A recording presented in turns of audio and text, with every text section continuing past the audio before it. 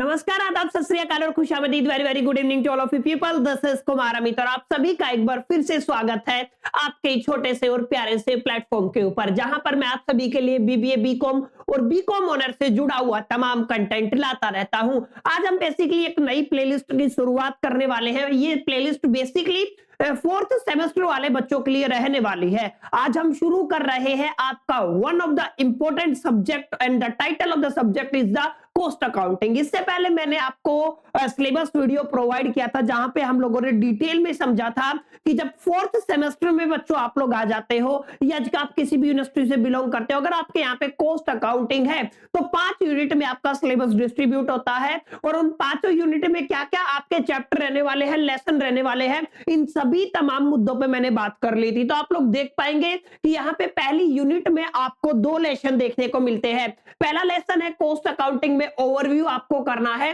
दूसरे लेसन में concept and classification को स्टडी करना है। और ये दोनों यूनिट मिलके ये दोनों लेसन मिलके, ये दोनों चैप्टर मिलके आपका पहला यूनिट का कंस्ट्रक्शन करते हैं। ऐसे यूनिट सेकंड में आप लोग देखेंगे 4 चैप्टर लेसन है आपके पास है। यहाँ पे अकाउंटिंग फॉर मटेरियल कॉस्ट है, प्राइसिंग एंड मटेरियल्स है, लेबर कॉस्ट है, time keeping and time booking है। ऐसे ही आपकी यूनिट सेकंड में 4 लेसन बन गए। अगर यूनिट थर्ड में देखोगे तो केवल 1 लेसन है, जहां पे आपको स्टडी करना है ओवर हेड कॉस्ट के बारे में। और यूनिट फोर्थ में आप लोग देखेंगे तो 5 लेसन आप सभी के पास है और यूनिट फिफ्थ में आपके पास 2 लेसन है। ये सारी बातें हम लोग अपनी पिछली वीडियो में डिस्कस कर चुके हैं, सिलेबस वीडियो जो रहने वाली थी। क्लियर? तो यहां पे ये पूरा सिलेबस रहने वाला है। आज मैं वन शॉर्ट वीडियो आपको प्रोवाइड करूंगा, पहला वीडियो प्रोवाइड करूंगा, जहां पे आज हम आपके लेसन 1 को कंप्लीट करने वाले हैं। लेसन 1 मतलब आज आप क्या समझोगे? आप समझोगे असल में कॉस्ट अकाउंटिंग से रिलेटेड काफी कुछ चीजें हम लोग समझने वाले हैं। ठीक है ना? कॉस्ट अकाउंट लिखा हुआ है, सॉरी कॉस्ट अकाउंटिंग होगा। ठीक है? कॉस्ट अकाउंटिंग होता क्या है, क्लियर? उससे रिलेटेड उसकी टर्म्स एंड कंडीशंस क्या होती हैं, उसकी इंपॉर्टेंस क्या है, लिमिटेशंस क्या है, अच्छा कितने मेथड्स आपके रहने वाले हैं, तमाम मुद्दों पे मैं आपको इत्मीनान से यहाँ पे पढ़ाने वाला हूं। तो विदाउट वेस्टिंग द टाइम चलिए शुरू करते हैं और समझने की कोशिश करते हैं क्या है ये पूरा मामला। देखिए नाम से पता चल रहा है अकाउंटिंग, क्लियर है? और मैंने आपको शायद पढ़ाया भी हो कि जब भी आप लोग अकाउंटिंग की बात करते हैं ना, तो अकाउंटिंग की बेसिकली हम लोग ब्रांचेस की बात करते हैं। तो 3 अकाउंटिंग की ब्रांच होती है। एक आपकी फाइनेंशियल अकाउंटिंग होती है, एक आपका मैनेजमेंट अकाउंटिंग होता है और तीसरा होता है आपका कॉस्ट अकाउंटिंग। ये दोनों आप लोग पहले पढ़ चुके हैं। फाइनेंशियल अकाउंटिंग और मैनेजमेंट अकाउंटिंग आप लोग पढ़ चुके हैं। This is the time for understanding cost accounting. और आपको नाम से पता चल रहा है कॉस्ट अकाउंटिंग का क्या मतलब, नाम से आप आइडिया लगा पा रहे होंगे, कहीं ना कहीं कॉस्ट से रिलेटेड है, प्राइसिंग से रिलेटेड ये अकाउंटिंग रहने वाली है। यानी कि यहां पे हम लोग बेसिकली कॉस्ट पर फोकस करेंगे। अब कॉस्ट किसका होता है? कोई भी गुड्स का कॉस्ट हो सकता है, उसका प्राइस हो सकता है, ठीक है, या फिर किसी भी सर्विस को जब हम रेंडर करते हैं तो उससे रिलेटेड कॉस्ट हो सकता है। क्लियर है? अब ये कुछ बुनियादी बातें हैं जिनको अगर आप लोग समझ जाते हैं तो इजीली आप लोग एक्सेस कर पाएंगे। एक छोटी सी बात का जवाब और दे देता हूं, आपको कौन सी किताब खरीदनी है। आप लोग यहां पे देख पा रहे होंगे सुल्तान चंद करके पब्लिकेशन है और यहां पे आप लोग देख पा रहे होंगे cost accounting principle and practices, a text BCom honours और बीकॉम सेमेस्टर 4th के लिए डिजाइन किया गया है।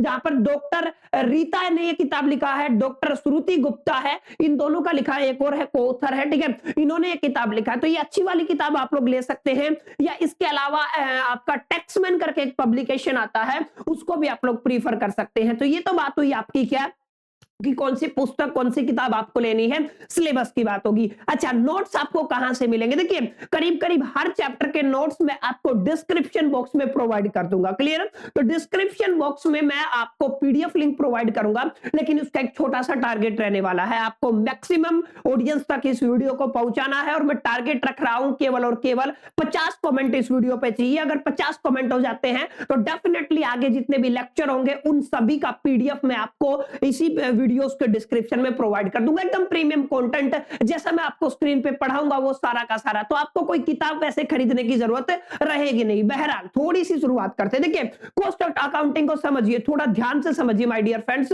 कॉस्ट अकाउंटिंग को एक छोटी सी बात लिखी हुई है कॉस्ट अकाउंटिंग के अंदर, अगर हम किसी भी बिजनेस को लॉन्ग रनवे पे देखते हैं, ठीक है ना, यानी कि अगर हम किसी भी बिजनेस को लॉन्ग रन में ग्रो करना चाहते हैं, सक्सेस करना चाहते हैं, तो हमें अंडरस्टैंडिंग होनी चाहिए procedure of treating the cost and the revenues, ये दो टर्म है। आपको ये समझ में आना चाहिए कि कॉस्ट को कैसे ट्रीट किया जाएगा, रेवेन्यू को कैसे ट्रीट किया जाएगा। अगर आप इन दोनों टर्मिनोलॉजी को अंडरस्टैंड कर गए ना, इनके प्रोसेस के ट्रीटमेंट को अंडरस्टैंड कर गए, तो आप अपने बिजनेस को सक्सेसफुली आप लोग ग्रो कर पाएंगे। लॉन्ग रनवे की बात करें, शॉर्ट टर्म में काफी बिजनेसेस ग्रो कर जाते हैं, लेकिन लॉन्ग टर्म जब आप देखोगे तो कहीं ना कहीं बिजनेस खत्म हो जाते हैं। लेकिन जो भी बिजनेसेस सस्टेन हो पाए हैं after a long interval of the time या for a long interval of the time, उनके पीछे कहीं ना कहीं उनके जो मैनेजर्स होते हैं, उनका जो मैनेजमेंट टीम होता है, उनकी एक बेस्ट अंडरस्टैंडिंग होती है कॉस्ट और रेवेन्यू के ऊपर। और कॉस्ट और रेवेन्यू दो ऐसे फैक्टर हैं जिनको अगर आप लोग समझ लेते हैं तो आप अपने बिजनेस को, आप अपने धंधे को, आप अपने व्यवसाय को बहुत लंबी दूरियों तक लेके जा सकते हैं, बहुत हाइट तक लेके जा सकते हैं, बहुत ऊंचाई तक लेके जा सकते हैं। तो ये एक बेसिक बात थी। तो यहां से आपको समझ में आ गया होगा कि सर हमें कॉस्ट अकाउंटिंग पढ़ना क्यों है। क्लियर? अब यहां पे ये आपका लर्निंग ऑब्जेक्टिव रहने वाला है। 11 टॉपिक्स में आपको पढ़ाऊंगा जो आप किसी भी यूनिवर्सिटी से बिलोंग करते हो। देखो, आप डीयू से बिलोंग करते हो, केयू से बिलोंग करते हो, आईजीयू से बिलोंग करते हो, एमडीयू से बिलोंग करते हो, कलकत्ता यूनिवर्सिटी से बिलोंग करते हो, यूनिवर्सिटी ऑफ द मुंबई से बिलोंग करते हो, आप जेएनयू से बिलोंग करते हो, या फिर आप एसओएल के स्टूडेंट हो सकते हो, दिल्ली यूनिवर्सिटी में एसओएल, या फिर एनसीईआरटी के स्टूडेंट हो सकते हो, रेगुलर हो, डिस्टेंस से कर रहे हो, कैसे भी कर रहे हो, बीकॉम कर रहे हो, बीकॉम ऑनर्स कर रहे हो। अगर कॉस्ट अकाउंटिंग आपका डाला गया है ना, तो केवल पहली यूनिट में, आप पहले लेसन में आप ये 11 आर्टिकल पढ़ लीजिए। 11 आर्टिकल अगर आपने बना लिए तो आपका पहला लेसन कंप्लीट हो जाएगा। देखिए क्या क्या पढ़ेंगे हम, मीनिंग पढ़ेंगे कॉस्ट और कॉस्टिंग का और कॉस्ट अकाउंटिंग का। देखिए वो डिटेल में मैं आपको लेके चलूंगा माय डियर फ्रेंड्स। कॉस्टिंग अपने आप में एक अलग टर्मिनोलॉजी है, कॉस्ट अकाउंटिंग अपने आप में एक अलग टर्मिनोलॉजी है। अब मिस्टेक क्या है, स्टूडेंट्स और इवन बहुत ज्यादा प्रोफेशनल्स को मैंने देखा है, वो इंटरचेंजेबल शब्द समझते हैं, इनको आपस में इंटरचेंज कर देते हैं। जहां पे कॉस्ट अकाउंटिंग की बात आती है वहां पे मैं कॉस्टिंग की बात कर देता हूं, जहां पे कॉस्टिंग की बात आती है वहां पे मैं कॉस्ट अकाउंटिंग की बात कर देता हूं। तो बुनियादी तौर पर समझेंगे इनका मतलब क्या होता है। अच्छा, कॉस्ट अकाउंटिंग का ऑब्जेक्टिव क्या रहने वाला है, वैसे तो मैंने बता दिया। लिमिटेशंस ऑफ फाइनेंशियल अकाउंटिंग हम पढ़ चुके हैं ना, फाइनेंशियल अकाउंटिंग की कुछ लिमिटेशंस होती हैं, उन लिमिटेशंस का जो सॉल्यूशन है वो आपको कौन देता है, कहीं ना कहीं कॉस्ट अकाउंटिंग देता है। अच्छा, हम देखेंगे इसका जो आपका फाइनेंशियल अकाउंटिंग के साथ संबंध क्या रहता है, रिलेशन क्या रहता है, दोनों में फर्क क्या होता है, एडवांटेजेस की बात करेंगे, ऑब्जेक्शन की बात करेंगे, कॉस्ट अकाउंटिंग मेथड्स की बात करेंगे, कॉस्टिंग मेथड्स और टेक्निक्स की बात करेंगे, installation of the cost accounting system की बात करेंगे, प्रैक्टिकल डिफिकल्टीज इन इंस्टॉलेशन की बात करेंगे, लास्ट एंड फाइनल में आपको पढ़ाऊंगा essentials of the good system. ठीक है, ये गुड सिस्टम क्या रहता है, क्लियर? तो ये हमारा कॉन्टेस्ट रहने वाला है, कैसे कैसे हम आगे बढ़ेंगे, क्या क्या चीजें हम लोग पढ़ने वाले हैं। अब हो सकता है कुछ ऐसी यूनिवर्सिटीज भी है जहां पे कुछ चुनिंदा आर्टिकल दिए हुए हैं, आप लोग देख लीजिएगा आपके सिलेबस में कौन से आर्टिकल दिए हुए हैं, आप इस वीडियो में वो पार्ट पढ़ सकते हैं। सारा पढ़ना चाहे तो सारा पढ़ सकते हैं, इतना डिफिकल्ट यहाँ पे रहेगा नहीं और आपकी नॉलेज को इनहांस ही करेगा। बहरहाल चलिए शुरू करते। देखिए कुछ बुनियादी बातों से मैं शुरू करूंगा, आपको थोड़ा सा डिटेल में अच्छा पढ़ाता चलूंगा ताकि आप लोगों को कोई दिक्कत ना है। देखिए यहाँ पे अब हम बात करेंगे CIMA। CIMA का फुल फॉर्म देख लीजिए पहले, इसकी भूमिका क्या है मैं बताऊंगा। CIMA का फुल फॉर्म होता है chartered institute of management accountants. ध्यान से समझिए, chartered institute of management accountant. अच्छा, कहां की बात हो रही है, लंदन की बात हो रही है, क्लियर है? अब यहां पे एक डेफिनेशन दी थी इसने, किसकी, कोस्टिंग की असल में कोस्टिंग का क्या मतलब होता है। कोस्टिंग का मतलब होता है ऐसी टेक्निक्स और प्रोसेसेस जिनका इस्तेमाल हम किसी भी चीज के जो कॉस्ट है ना, उसकी जो लागत है, कॉस्ट को निकालने के लिए, उसका अनुमान लगाने के लिए करते हैं। अब यहाँ पे दो चीजें हैं, ठीक है, हर वो टेक्निक्स और प्रोसीजर दोनों अलग अलग चीजें होती हैं।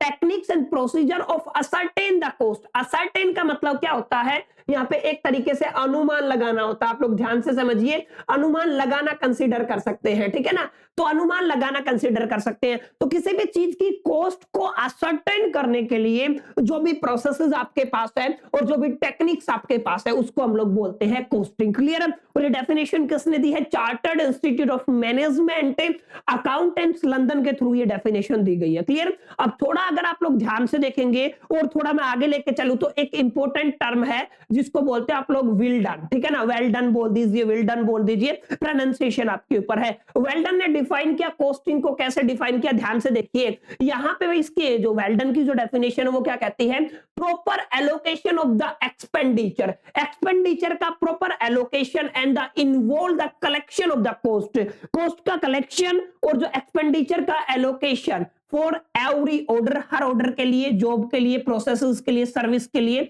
और यूनिट के लिए। इसको क्या बोला इसने, बोला क्या बोला, इसको बोला इसने कॉस्टिंग। क्लियर है? तो कॉस्टिंग हम लोग पढ़ रहे हैं, कॉस्ट अकाउंटिंग इसके बाद पढ़ेंगे। तो कॉस्टिंग की डेफिनेशन दो अलग अलग मुद्दों पे हमने की है। अगर सिंपली आप लोग कहना चाहे तो costing simply means cost finding by the process और द टेक्निक्स। क्लियर है? आपको क्या फाइंड आउट करना है, कॉस्ट फाइंड करना है। क्लियर है? क्या करना है, कॉस्ट फाइंड करना है। किससे? सिंपल जो आपके पास टेक्निक्स होती हैं, क्लियर है, प्लस में जो भी आपके पास प्रोसेसेस है, ठीक है, उन सभी से आप लोग क्या कर सकते हैं, अगर कॉस्ट को फाइंड आउट करते हैं, किसी भी चीज के कॉस्ट को फाइंड आउट करते हैं तो बच्चों उसको क्या बोला जाता है, उसको बोला जाता है कॉस्टिंग। क्लियर है? और हमने दो बड़े नाम यहाँ पे इंक्लूड किया है। पहला हमने किया है CIMA लंदन का, ठीक है, और दूसरा हमने क्या किया है, वेल्स्टन का, ठीक है ना। तो ये आप थोड़ा ध्यान, सॉरी वेल्डन का, ठीक है ना। तो आप लोगों को इन दोनों के बारे में थोड़ा सा पढ़ लेना है। क्लियर?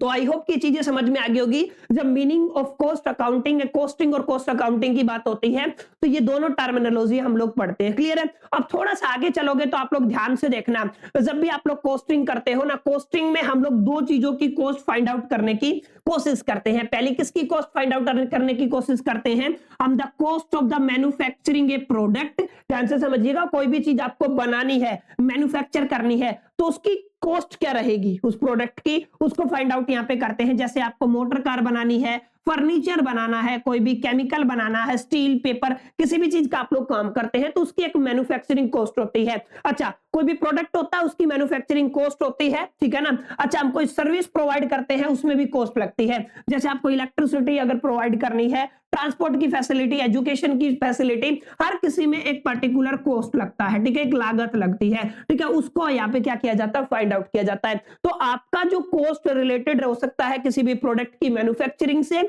या जो सर्विस प्रोवाइड कर रहे हैं उसकी कॉस्ट से। ये दोनों ही चीजें, ये दोनों ही रूल्स एंड रेगुलेशन है, या फिर आप प्लीज कह दीजिए प्रिंसिपल है किसके, कॉस्टिंग के। तो कॉस्टिंग बड़ी आसान सी बात है, किसी भी चीज के कॉस्ट का पता लगाना ही क्या कहलाता है, वो जो पता लगाने के लिए जो भी टेक्निक्स का इस्तेमाल करते हैं, जो भी प्रोसेस का इस्तेमाल करते हैं बच्चों, उसको क्या कहते हो आप लोग, कॉस्टिंग कहते हो। क्लियर? आई होप कि इतना आपको समझ में आ गया होगा। चलिए देखिए आगे चलते हैं। आगे यहाँ पे एक अथॉरिटेटिव डेफिनेशन यहाँ पे लिखी हुई है जो किसके थ्रू कंक्लूड की गई है, CIMA लंदन के थ्रू। मैंने आपको समझा दिया है, you can easily take the screenshot. आप यहाँ पे स्क्रीनशॉट ले लीजिए, क्लियर, आपको समझ में आ जाएगा। और अगर आपका 50 कमेंट का इस वीडियो पे टारगेट पूरा हो जाता है तो मैं डेफिनेटली PDF आपको प्रोवाइड कर ही दूंगा। तो दबा के अपने फ्रेंड्स के साथ, अपने ग्रुप कॉलेजेस में इस वीडियो को शेयर कीजिए ताकि थोड़ा मेरा भी मोटिवेशन बढ़े और मैं आप सभी के लिए और बेटर से बेटर कंटेंट ला सकूं। चलिए आगे चलते हैं। अब यहाँ पे ये आपकी क्लियर होगी है कॉस्टिंग और कॉस्ट अकाउंटिंग का क्या मतलब होता है। क्लियर है?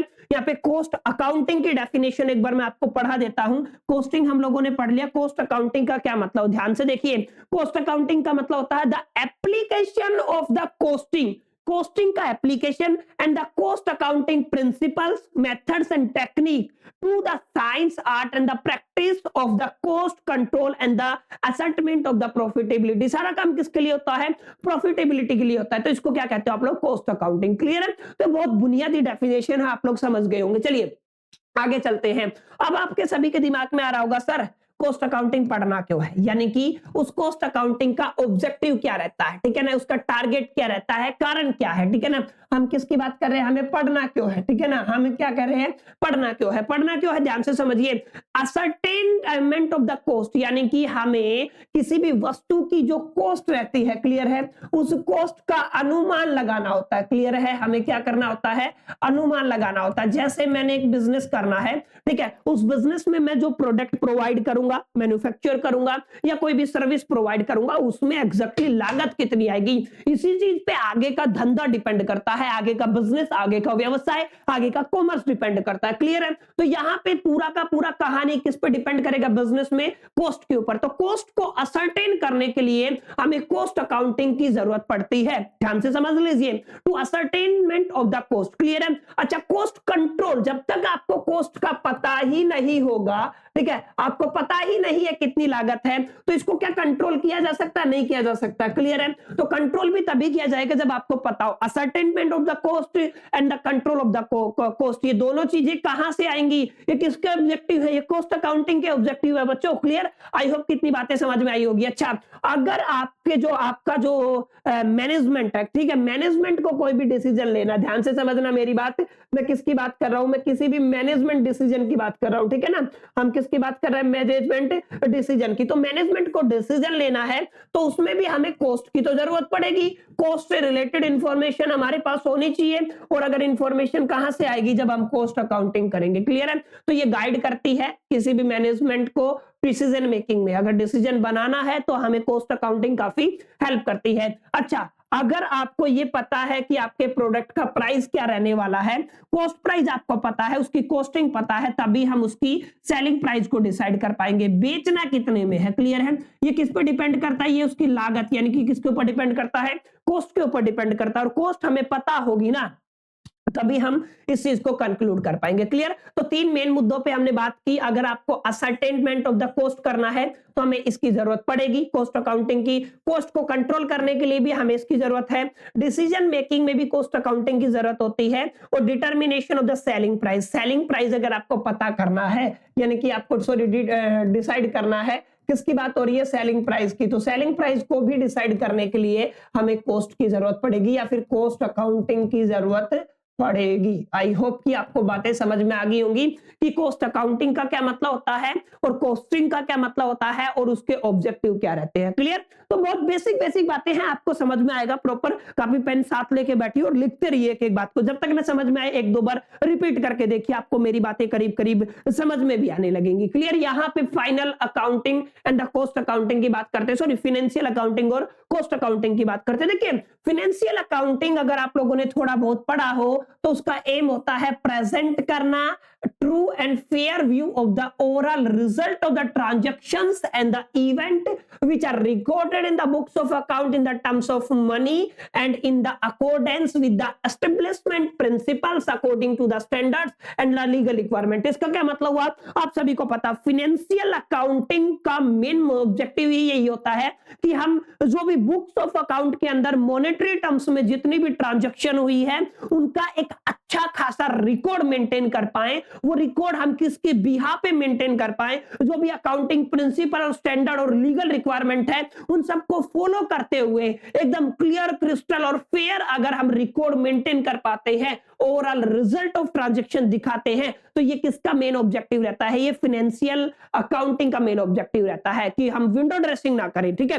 एग्जैक्ट बुनियादी जो हमारा धंधे की जो नींव है, ठीक है ना, चाहे वो आपका प्रॉफिट एंड लॉस अकाउंट हो, चाहे उसकी बैलेंस शीट हो, ठीक है, चाहे उसका कैश फ्लो स्टेटमेंट हो, चाहे वो बुक्स ऑफ अकाउंट हो, व्हाटएवर यू कैन से, वो किससे पता चलेगी एक धंधे की? वो उसकी फाइनेंशियल अकाउंटिंग से पता चलेगी। तो फाइनेंशियल अकाउंटिंग का मेन ऑब्जेक्टिव यही रहता है, जितने भी लीगल प्रिंसिपल्स है, लीगल रिक्वायरमेंट, अकाउंटिंग स्टैंडर्ड है, उन सबको फॉलो करके हम जितनी भी बुक्स ऑफ अकाउंट के अंदर मॉनेटरी टर्म्स में ट्रांजैक्शन हुई है उनका साफ साफ लेखा जोखा रख पाए, क्लियर मेंटेन कर पाए। तो ये किसका मेन ऑब्जेक्टिव रहता है? ये फाइनेंशियल अकाउंटिंग का मेन ऑब्जेक्टिव रहता है। लेकिन कुछ ऐसी बातें हैं जो फाइनेंशियल अकाउंटिंग का डिसएडवांटेज शामिल होती है। एक तरीके से वो फाइनेंशियल अकाउंटिंग उन चीजों को कवर नहीं कर पाता है, जिनकी जगह पे आपका क्या आ जाता है? फिर कॉस्ट अकाउंटिंग। क्लियर है? हालांकि आपको समझ में आ रहा होगा सर सारी बातें तो यहाँ पे कवर होगी, यहाँ पे जो आपका फाइनेंशियल प्रिंसिपल्स को आप लोगों ने फॉलो किया, अकाउंटिंग स्टैंडर्ड को फॉलो किया, लीगल रिक्वायरमेंट को फॉलो किया और सारी ट्रांजैक्शन का रिकॉर्ड तो रखा ना, लेकिन यहाँ पे आप ध्यान से देखिए लिमिटेशन है, कुछ क्या क्या चीजें हम लोग नहीं कर पाते हैं जब आप लोग फाइनेंशियल अकाउंटिंग करते हैं। देखिए ये काफी इंपॉर्टेंट स्लाइड है। यहाँ पे देखिए सबसे पहले हम एक बात लिखना चाहेंगे, यहाँ पे ओनली मॉनेटरी इंफॉर्मेशन हम लोग रिकॉर्ड करते हैं। हमने बताया ना हम लोग क्या करते हैं, हम ओनली मॉनेटरी जो भी ट्रांजैक्शन है ना उनको रिकॉर्ड करते हैं। जो मनी के अलावा अदर ट्रांजैक्शन हुई है उनका तो कोई रिकॉर्ड नहीं है। अब ये चीज कहां पे किसकी लिमिटेशन है? ये फाइनेंशियल अकाउंटिंग की लिमिटेशन है। क्लियर है? तो ये आपको थोड़ा ध्यान में रखना है कि जो फाइनेंशियल अकाउंटिंग की एक लिमिटेशन क्या हुई, ओनली मॉनेटरी इंफॉर्मेशन को हम लोग यहाँ पे क्या करते हैं, रिकॉर्ड करते हैं। अच्छा, दूसरी बात क्या है, fixation of the product price. हम यहाँ पे अब जो अपने प्रोडक्ट के प्राइस को कैसा करके चलते हैं, फिक्स्ड करके चलते हैं। ये दूसरी लिमिटेशन है फाइनेंशियल अकाउंटिंग की। अच्छा, तीसरी लिमिटेशन क्या है, inventory level can not be fixed. यहां पे ध्यान से देखिए, जो आपका इन्वेंट्री लेवल है ना, वो क्या नहीं होता है, इन्वेंट्री लेवल आपका क्या नहीं होता है बच्चों, वो आपका फिक्स्ड नहीं होता है, जिसकी वजह से काफी कुछ दिक्कतें होती है, परेशानी होती है, प्रॉब्लम होती है। इस पे भी हम चर्चा करेंगे, ठीक है। And lack of the data for the decision making, this is going to be very very important point. ध्यान से समझ लीजिए क्या लिखा हुआ है, यहाँ पे लिखा हुआ है lack of the data for the decision making. ठीक है, यहाँ पे डेटा की कमी होती है, लैक होता है, जो डिसीजन मेकिंग में हेल्प करता है। अच्छा, यहाँ पे distortion of the trending result, ध्यान से समझिए, यहाँ पे ट्रेंडिंग रिजल्ट का क्या होता है, डिस्टोर्शन होता है। क्लियर? क्या होता है, डिस्टोर्शन। तो this is going to be very very important. कुछ लिमिटेशन मैंने आपको बताई है, यहाँ पे भी है, इन पे भी बात करेंगे। जो आपकी फाइनेंशियल अकाउंटिंग है उसकी लिमिटेशन क्या है, यहाँ पे ट्रेंडिंग रिजल्ट का डिस्टोर्शन होता है, पहली लिमिटेशन है। ओनली मॉनेटरी इंफॉर्मेशन अवेलेबल होती है, दूसरी जो आपकी लिमिटेशन है। And fixation of the product price होता है, ठीक है, तीसरी लिमिटेशन है। Inventory level can not be fixed, ये चौथी लिमिटेशन है, ठीक है ना। और अगली क्या है, lack of the data for the decision making, ये अगली क्या है, लिमिटेशन है। बहुत सारी लिमिटेशन आपके सामने आ रही है ना, आपने पढ़ी भी होगी फर्स्ट सेमेस्टर के दरमियान जब हमने फाइनेंशियल अकाउंटिंग पढ़ा था, ठीक है। तो इन सबकी जो एक तरीके से इनका जो खामियाजा कौन भुगतता है, या जिनकी जो लिमिटेशन को कौन दूर करता है, आपकी कॉस्ट अकाउंटिंग दूर करती है। अच्छा देखिए, यहां पे नो कॉस्ट कंपैरिजन होता है। क्लियर है? कॉस्ट कंपैरिजन का फाइनेंशियल अकाउंटिंग से क्या लेना देना, कुछ लेना देना नहीं है, दैट्स व्हाई ये इसकी लिमिटेशन है। अच्छा, ओवरऑल परफॉर्मेंस का भी कुछ लेना देना नहीं है, because we record only the monetary transaction. ध्यान से समझिए, हम लोग किसकी बात कर रहे हैं, हम लोग मॉनेटरी ट्रांजैक्शन की बात कर रहे हैं। तो हम लोग क्या रिकॉर्ड करते हैं, हम केवल और केवल मनी की टर्म्स में होने वाली ट्रांजैक्शन को ही रिकॉर्ड करते हैं। अच्छा, हिस्टोरिकल इन नेचर होता है। हिस्टोरिकल इन नेचर,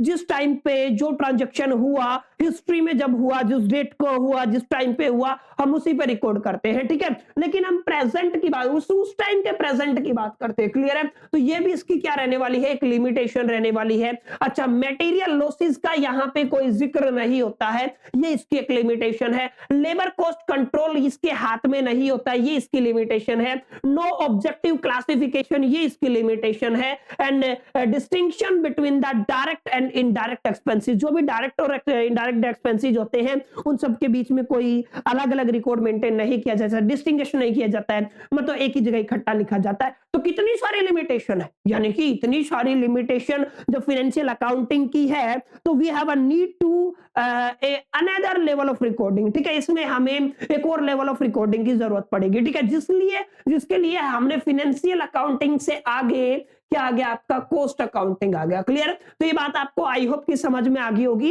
कि कॉस्ट अकाउंटिंग का अपना क्या वैल्यू रहता है, क्या महत्व रहता है, क्या इंपॉर्टेंस रहता है। क्लियर? तो ये लिमिटेशन अगर आपसे पूछी जाए, लिमिटेशन क्या है, ये है। ठीक है, पीछे तो हमने अच्छी अच्छी बातें की ना, कि यहाँ पे प्रिंसिपल्स को फॉलो किया जाता है, अकाउंटिंग स्टैंडर्ड को फॉलो किया जाता है, लीगल रिक्वायरमेंट के हिसाब से सारी चीजें यहाँ पे। और यहाँ पे ये भी बताया ना मैंने, फाइनेंशियल स्टेटमेंट तैयार की जाती है, कंपैरिजन किया जाता है इनके जो आपका इनकम स्टेटमेंट है, पोजीशन स्टेटमेंट है, एज वेल एज जो आपका कैश फ्लो स्टेटमेंट है। लेकिन ये सारी लिमिटेशन भी तो है ना, इतनी सारी लिमिटेशन है बच्चों। क्लियर? तो इन लिमिटेशन के आगे कॉस्ट अकाउंटिंग की बड़ी जरूरत पड़ती है, इनमें इनकी जो आपकी कॉस्ट अकाउंटिंग की बड़ी जरूरत पड़ती है। चलिए, एक ये तो बात हुई क्या कि एग्जैक्टली लिमिटेशन क्या है आपकी कॉस्ट अकाउंटिंग की। अब आगे हम बच्चों किस पे बात करेंगे, हम बेसिकली एक मुद्दे पर बात करने वाले हैं कि दोनों के बीच में क्या सिमिलरिटी होती है, यानी कि फाइनेंशियल अकाउंटिंग और दूसरा क्या है, कॉस्ट अकाउंटिंग। दोनों में क्या सिमिलरिटी है? देखो, एक तो बात ये है कि आप अकाउंटिंग टर्मिनोलॉजी है, तो दोनों ही अकाउंटिंग की ब्रांच है। तो पहला मैंने क्या लिखा हुआ है, both cost and financial accounting are the branches of the accounting. दोनों क्या है, अकाउंटिंग की ही ब्रांच है। अच्छा, both concerned with the recording, दोनों में क्या करते हैं, रिकॉर्डिंग करते हैं, and reporting accounting information. Accounting information को क्या किया जाता है, यहाँ पे रिपोर्ट किया जाता है। क्लियर? तो ये बड़ा मुद्दा है कि यानी कि यहाँ पे हम किससे कंसर्न करते हैं, जो फाइनेंशियल अकाउंटिंग हो चाहे कॉस्ट अकाउंटिंग, दोनों में हम रिकॉर्डिंग से रिलेटेड और जो आपकी रिपोर्टिंग अकाउंटिंग इंफॉर्मेशन से रिलेटेड कंसर्न रखते हैं। अच्छा, both sets and account use the same basic document for the recording transactions and the events. तो यहाँ पे सेम बेसिक डॉक्यूमेंट का इस्तेमाल करते हैं कॉस्ट अकाउंटिंग और फाइनेंशियल अकाउंटिंग में। हम किसके लिए? रिकॉर्डिंग के लिए। Both record transaction and event on the basis of the double entry. अच्छा, ये काफी इंपॉर्टेंट पॉइंट है। यहाँ पे हम लोग क्या करते हैं, यहाँ पे हम लोग डबल एंट्री सिस्टम का यूज करते हैं, ठीक है ना। तो यहाँ पे हम किसका इस्तेमाल करते हैं? डबल एंट्री सिस्टम का। तो आपको थोड़ा ध्यान में रखना है, यहाँ पे किसका इस्तेमाल किया जाता है बच्चों? डबल एंट्री सिस्टम का। क्लियर? दोनों में किसका इस्तेमाल किया जाता है? डबल एंट्री सिस्टम का। अगला पॉइंट देखिए, both the set of account record information in the monetary terms. दोनों में क्या होता है, जो भी इंफॉर्मेशन है वो किस में सेट की जाती है? मॉनेटरी टर्म्स में सेट की जाती है। Although cost accounting records containing additional information, हालांकि जो आपकी जो कॉस्ट अकाउंटिंग है उसमें एडिशनल इंफॉर्मेशन को भी रिकॉर्ड किया जाता है। Each of these branches in mutually helpful to others, ठीक है, यानी कि दोनों ब्रांचेस म्यूचुअली हेल्पफुल हैं, एक दूसरे के साथ भी हेल्प करती हैं और अदर ब्रांचेस के साथ भी काफी हेल्प करती हैं, ठीक है। अगला पॉइंट देखिए, both sets of accounting records furnish the requirement of information of interest of the parties. बिल्कुल बेसिक सी बात है। Each of these branches facilitate performance appraisal in its own, और ये भी अच्छा पॉइंट है। Both sets of the accounts are in a meaning control, बहुत बेसिक पॉइंट है। क्लियर? तो इतनी सारी क्या है, ये सिमिलरिटीज है। जिन सिमिलरिटीज को माय डियर फ्रेंड्स आप लोग पढ़ लेते हैं तो इजीली आप अपने फाइनल एग्जामिनेशन में अच्छा लिख पाएंगे। सारे पॉइंट्स को लिख लीजिएगा, याद कर लीजिएगा। जो बातें समझाने की थी मैंने समझाई, जो पढ़ के समझ में आ जाएंगी उनको मैंने छोड़ दिया, स्किप कर दिया, आप लोग इजीली समझ पाएंगे। क्लियर? तो यहाँ पे हमने सारी चीजें देखी, लिमिटेशन क्या है, उसके साथ सिमिलरिटीज क्या है। अब बात करते हैं दोनों के बीच में डिफरेंस क्या है, कॉस्ट अकाउंटिंग और फाइनेंशियल अकाउंटिंग के बीच में डिफरेंस क्या है। देखिए, फाइनेंशियल अकाउंटिंग हिस्टोरिकल कॉस्ट पे डेटा को रिकॉर्ड करती है। क्लियर है? यहाँ पे type of the cost recorded क्या होता है, फाइनेंशियल अकाउंटिंग में हिस्टोरिकल होता है। लेकिन अगर आप कॉस्ट अकाउंटिंग की बात करते हैं तो कॉस्ट अकाउंटिंग के अंदर historical as well as predetermined आपका रिकॉर्ड रहता है। तो पहला डिफरेंस रहता है। दूसरा डिफरेंस देखिए इंफॉर्मेशन का है, यहाँ पे कॉस्ट अकाउंटिंग के अंदर प्रोडक्शन रिलेटेड इंफॉर्मेशन रहती है। क्लियर है? यहाँ पे प्रोडक्शन से रिलेटेड इंफॉर्मेशन रहती है, फाइनेंशियल अकाउंटिंग में फाइनेंस से रिलेटेड इंफॉर्मेशन रहती है। दोनों इंपॉर्टेंट पॉइंट है, ठीक है। तीसरा डिफरेंस होता है इनके पर्पस के ऊपर, यहाँ पे कंट्रोलिंग और रिड्यूसिंग द कॉस्ट हमारा मेन पर्पस रहता है। कॉस्ट अकाउंटिंग का क्या टारगेट है कि हम क्या कर पाए, कंट्रोल कर पाए अपने कॉस्ट को और रिड्यूस कर पाए कॉस्ट को। लेकिन यहाँ पे फाइनेंशियल अकाउंटिंग के अंदर हम फाइनेंशियल ट्रांजैक्शन से रिलेटेड उसकी पोजीशन वगैरह को मेंटेन करके रखते हैं, ठीक है। अच्छा, कॉन्फिडेंशियलिटी क्या है, यहाँ पे कॉस्ट अकाउंटिंग प्राइवेट रहती है, फाइनेंशियल अकाउंटिंग पब्लिक होती है, ये इनकी कॉन्फिडेंशियलिटी रहती है। आगे देखिए, स्टॉक वैल्यू क्या है, एस्टिमेटेड एट द कॉस्ट, ये कहां पे लगाई जाती है, कॉस्ट के ऊपर एस्टिमेट की जाती है, एस्टिमेटेड एट द कॉस्ट और नेट रियलाइजेबल वैल्यू के ऊपर, यहाँ पे दोनों के ऊपर आप लोग क्या कर सकते हैं, इसको एस्टिमेट कर सकते हो। आगे देखिए, फोरकास्ट पॉसिबिलिटी, यानी कि पहले से हम लोग क्या पॉसिबिलिटी लगा सकते हैं, पॉसिबल थ्रू द बजटिंग, यहाँ पे बजटिंग के बेस पे आप कॉस्ट अकाउंटिंग को फोरकास्ट कर सकते हो। लेकिन यहाँ पे नॉट पॉसिबल, मतलब फोरकास्ट नहीं किया जा सकता किसको, फाइनेंशियल अकाउंटिंग को। आगे देखिए, प्रॉफिट मेजरमेंट में cost accounting focus on the profitability of the product और सर्विसेज, यानी पे किसका प्रॉफिटेबिलिटी देखा जाता है, इसका मेन पर्पस है आपका प्रोडक्ट प्रॉफिटेबल हो या आपकी सर्विस प्रॉफिटेबल हो। फाइनेंशियल अकाउंटिंग में हमारा मेन टारगेट रहता है कि हमारी फर्म प्रॉफिटेबल बने, हमारा जो ऑर्गेनाइजेशन प्रॉफिटेबल बने। एंड बेनिफिट्स की बात करें, identify area with extra expenditure and the losses, जहां पे एक्स्ट्रा एक्सपेंडिचर हो रहा है, जहां पे लॉसेस हो रहे हैं, उस एरिया को कॉस्ट अकाउंटिंग की हेल्प से हम लोग क्या कर सकते हैं, आइडेंटिफाई कर सकते हैं, और वहां पे जो भी तमाम स्टेप्स हमें लेने की जरूरत है वो लिए जा सकते हैं। यहाँ पे जितने भी बिजनेस के आउटकम्स है, फिनेंसिस, एविडेंस, सबको कंपेयर किया जा सकता है। तो एक लंबा चौड़ा सा मैंने डिफरेंस बता दिया, और हालांकि ये सारी बातें आप अपने विवेक से भी बता सकते हैं, लिख सकते हैं, इतना आपके पास समझ है, because you are the 4th semester student, आप 4th सेमेस्टर के स्टूडेंट है, और इतना आपको समझ में आ भी गया होगा क्योंकि आप कॉमर्स के स्टूडेंट है, और इतने 3-4 सालों से जब आप पढ़ रहे हैं तो इतनी एक बुनियादी समझ रहती है कि कॉस्ट अकाउंटिंग और फाइनेंशियल अकाउंटिंग को कैसे डिफरेंशिएट करना है। क्लियर?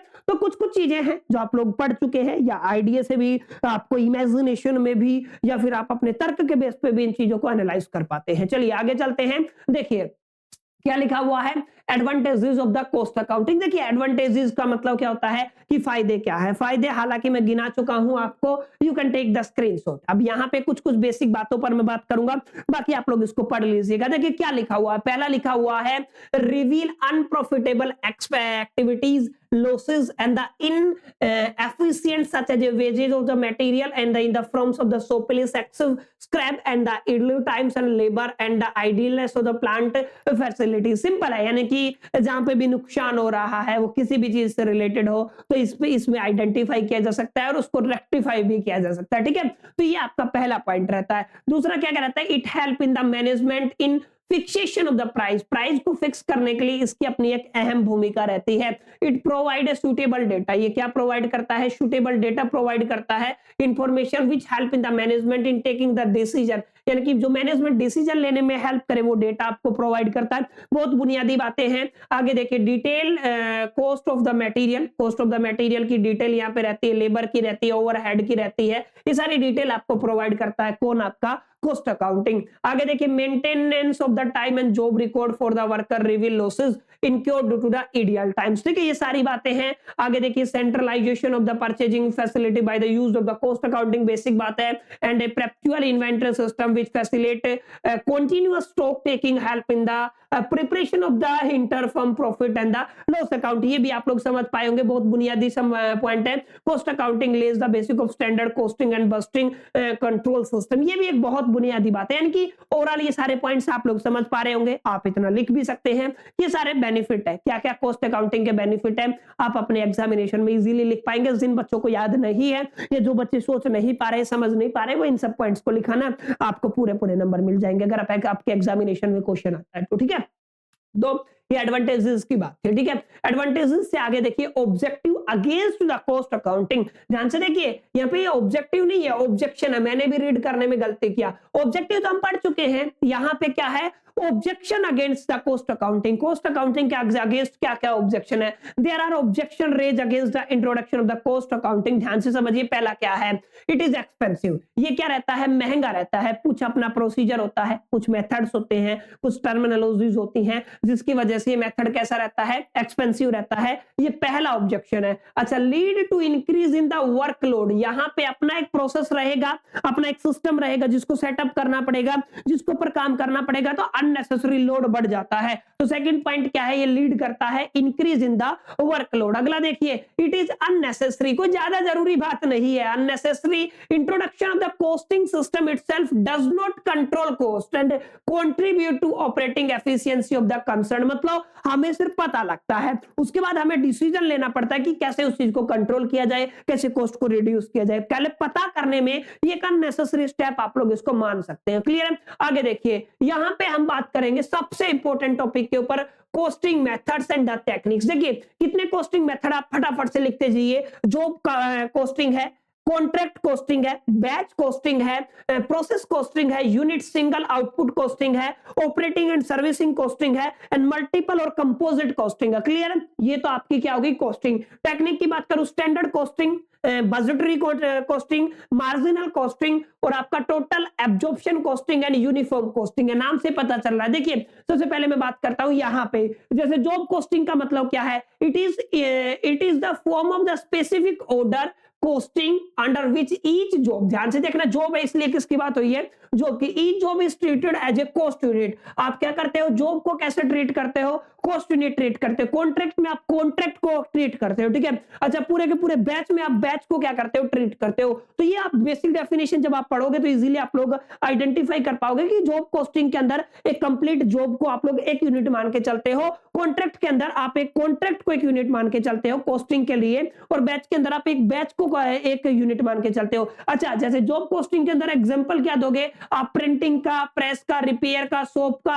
इंटीरियर डेकोरेशन, पेंटिंग, ये सब एग्जांपल है। अच्छा, कॉन्ट्रैक्ट के अंदर आप लोग देखिए यहाँ पे कंस्ट्रक्शन ऑफ द बिल्डिंग, ये कॉन्ट्रैक्ट है। ठीक है, अच्छा, ब्रिज हो गया, अदर जो भी कंस्ट्रक्शन वर्क हो गया, किस में आता है, कॉन्ट्रैक्ट में आता है। अच्छा, बैच के अंदर आप किसका एग्जांपल दे सकते हैं, जैसे रेडीमेड गारमेंट्स का एक बैच बन गया तो उसको यूनिट कंसीडर किया जाता है, खिलौनों का एक बैच बन गया, टायर्स का एक बैच बन गया, मतलब जहां पे भी बैच की पॉसिबिलिटी है। ठीक है, तो कितने मेथड है, ध्यान से देखिए कितने मेथड है, job costing, contract costing, batch costing, आगे देखिए process costing, unit single output costing and operating services costing and multiple composite costing. ये कुछ मेथड्स है, ठीक है। आगे आने वाले टाइम में मैं आपको डिटेल में पढ़ाऊंगा, वो डिटेल में एनालिसिस करने वाले हैं। अभी आप लोग सिर्फ इनके डेफिनेशंस को थोड़ा थोड़ा गो थ्रू कर लीजिएगा ताकि आप लोगों को कोई दिक्कत ना हो। ऐसे टेक्निक्स होती है, standard costing, budgetary control costing हो गया, कंट्रोल हो गया, एंड मार्जिनल कॉस्टिंग होता है, आगे टोटल एब्जॉर्प्शन कॉस्टिंग हो गया, एंड यूनिफॉर्म कॉस्टिंग। आगे आने वाले टाइम में पूरी एक यूनिट है इनके ऊपर जो हम लोग डिटेल में एनालिसिस करेंगे, डिटेल में पढ़ेंगे। तो ज्यादा डिटेल में मैं जाऊंगा नहीं ताकि फिर बाद में आपको बोरियत महसूस होगी, जो इंपॉर्टेंट पार्ट आप उसको स्किप कर देंगे, तो हम लास्ट में पढ़ेंगे इसको। इसमें सिर्फ इतना ही है कि आपको याद हो कौन कौन सी मेथड्स और कौन कौन सी टेक्निक्स है कॉस्ट अकाउंटिंग के लिए। चलिए आगे चलते हैं। Last and final installation cost accounting की बात करूंगा मैं। All cost accounting systems reflect the same principle and the purposes, although their application may vary with the circumstances out of the necessity. Accordingly, the cost accounting system proposed to be installed should be designated to the suit to the nature of the businesses। मैं तो simple बात में आप देख लीजिए, installation of the costing किन किन system के ऊपर डिपेंड करता है। देखिए, the primary consideration governing to design installation of the cost accounting system, nature of business के ऊपर डिपेंड करेगा, आपका धंधे का नेचर क्या है, नेचर ऑफ ऑर्गेनाइजेशन के ऊपर, मेथड एंड प्रोसीजर के ऊपर, टेक्निकल एस्पेक्ट्स के ऊपर डिपेंड करेगा, management expectation and the possibility policies के ऊपर डिपेंड करेगा, सिंपलिसिटी के ऊपर डिपेंड करेगा, cooperation and the support of the personal के ऊपर डिपेंड करेगा, स्टैंडर्डाइजेशन ऑफ द फॉर्म्स के ऊपर डिपेंड करेगा, and accuracy of the data के ऊपर डिपेंड करेगा। इन तमाम मुद्दों पे ये क्या करेगा, डिपेंड करेगा। आगे पढ़ेंगे, डिटेल में पढ़ेंगे। Clear? Essential of the good system में क्या क्या होना चाहिए, ये सारी बातें 3-4 पॉइंट है, आप लोग देख लीजिए, देख के इसको लिख लीजिए। और यहाँ पे ये आपका आखिरी आर्टिकल है, ठीक है, जहां पे हम लोगों ने डिटेल में एनालिसिस किया, ठीक है। आपका ये क्या रहता है, आखिरी आर्टिकल था कि एग्जैक्टली आपके इंट्रोडक्शन में क्या रहने वाला है। कुछ बेसिक और बुनियादी बातों पे हमने डिस्कशन किया, जैसे कॉस्ट अकाउंटिंग की लिमिटेशंस क्या होती है, फाइनेंशियल अकाउंटिंग के साथ क्या सिमिलरिटीज है, डिससिमिलरिटीज है, कैसे वो उनको दूर करता है, तमाम बातें। और उम्मीद करता हूँ वीडियो अच्छा लगा तो लाइक कीजिए, फ्रेंड के साथ शेयर कीजिए, फर्स्ट टाइम आए तो चैनल को सब्सक्राइब कर लीजिए। इस वीडियो में इतना ही, चलिए मिलते हैं नेक्स्ट वीडियो में। जब तक मैं तो द बेस्ट, कीप लर्निंग।